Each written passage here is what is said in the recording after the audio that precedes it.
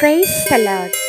இயேசுவுக்குள் அன்பான சகோதர சகோதரிகளே, உங்கள் ஒவ்வொருவரையும் மீண்டுமாக ஆண்டவர் இயேசுவின் இனிய நாமத்தினால் வாழ்த்துவதில் பெருமகிழ்ச்சி அடைகிறேன். ஆமென்.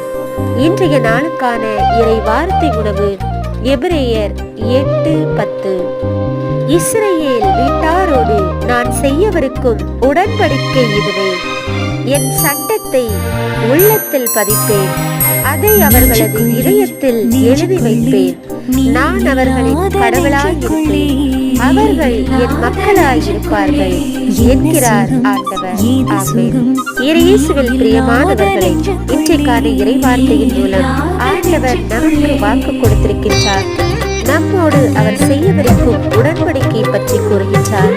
ஆண்டவருடைய இறை வார்த்தைகள் ஒவ்வொன்றையும் நம்முடைய இதயத்தில் அவர் எழுதி வைக்கிறார் என்றும் அவருடைய பிள்ளைகள் என்ற உரிமையும் நமக்கு தருகின்றார்.